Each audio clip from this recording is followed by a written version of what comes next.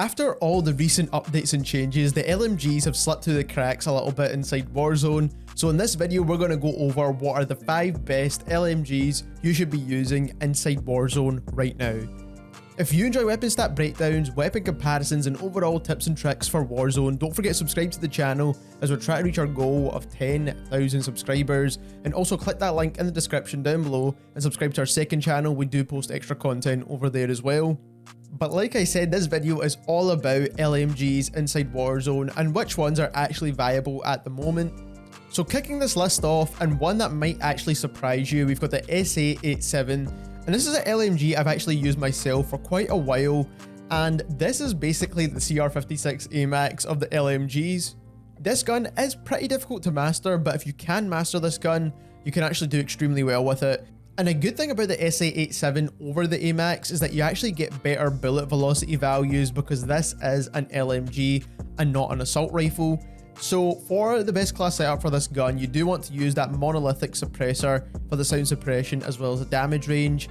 Then you do want to use the commando foregrip. This is a must for this gun. You need to control the recoil as best as you possibly can. Then for the ammunition, you do want to go for the 60 round mags. It's the biggest mags available, so you do want to go for those. Then you do want to go for the VLK optic. We're building this very similar to the way you'd build an assault rifle AR. And then lastly, I would go for the rubberized grip tape to help control the recoil as much as possible. And this is the best class setup for the SA87. You don't really need that barrel there because you don't need the extra bullet velocity. You're already going to get great bullet velocity values with this gun.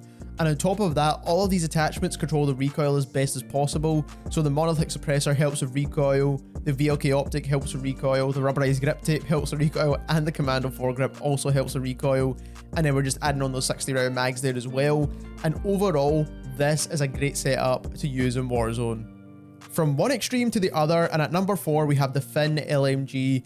Now, a lot of people are not talking about the Finn LMG at the moment, and I don't really know why, because everyone compares this to the M13, but this is actually better in every single way to the M13. It has a faster time to kill at every range.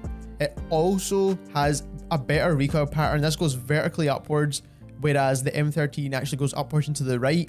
So it's going to be easier to control. And it also has an option for larger magazine capacities as well that are larger than 60 rounds, which the M13 does not. So this is basically a better M13 in every single way. So for the muzzle, you do want to use the mono suppressor for the sound suppression as well as the damage range.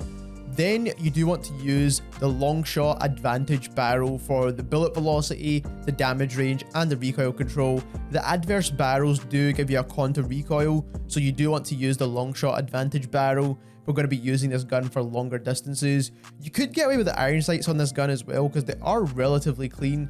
But of course, if you are using it for extremely long ranges, you do want to choose the VLK optic. Then I would choose the commando foregrip, and then personal preference here. If you do want a faster ADS and make this gun feel a little bit more like an assault rifle or feel a little bit more like the M13, go for the tac laser. But you can also go for the 100 round mag option as well, which will give you much more in your ammo capacity. But personally, I would go with the tac laser. I think 75 rounds is enough for this gun, and this is a great setup. At number 3, we have quite a well-rounded LMG. The BRUIN MK9 doesn't have any damage drop-offs, so you're going to get a very consistent time to kill across every single range because your time to kill is exactly the same over every single range. But also, I don't think the class setup is the same anymore for this gun because the 60 round mags now actually hurts your recoil significantly. So I would actually stay away from using that because, like I said, you're not going to get the best recoil pattern with that attachment. But with the class setup we're going to show you, you do want to use the monolithic suppressor for the sound suppression and damage range. You do want the longest barrel, which is the summit barrel.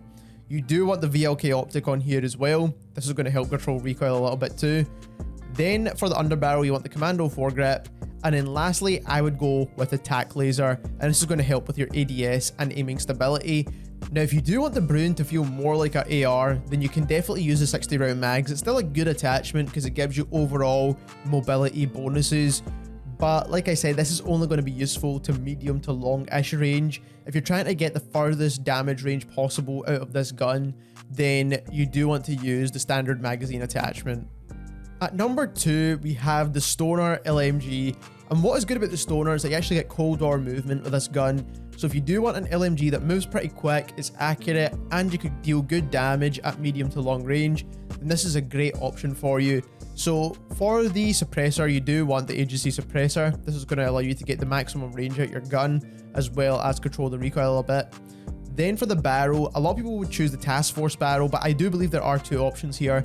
You can go for the match grade if you struggle with recoil, but if you can control the recoil, then go for the task force barrel. You do get the bullet velocity benefits, as well as the strafing speed benefits, which I think are really important with this gun, and that is why I would go with the task force. Then of course, for the underbarrel, you want to go for the field agent grip, and that's so you can control the recoil as best as you possibly can. Then for the optic, you do want to go for the axial 3x optic. This is very similar to that VLK. Again, at this point, you could choose a larger magazine attachment, and the one I'd recommend is the 120 round mags, but I think the magazine size you get with the Stoner is already good enough. So I would actually go with the Serpent Wrap to get a faster ADS time with this gun, and this is the best class setup for the Stoner LMG. And last but not least, at number 1, we have the PKM. And the PKM has a good balance of pretty much everything. The only thing it has an issue with is movement, and that is a given because this gun is an LMG. But when it comes to recoil control, it's very manageable. When it comes to damage, it has the second best damage profile or time to kill profile out of all of the LMGs in the game, second to only the SA87. And overall, it's just a very good handling weapon other than the kind of speed aspect of it. But like I said, for the best class setup, you do want to use the monolithic suppressor for the sound suppression and damage range.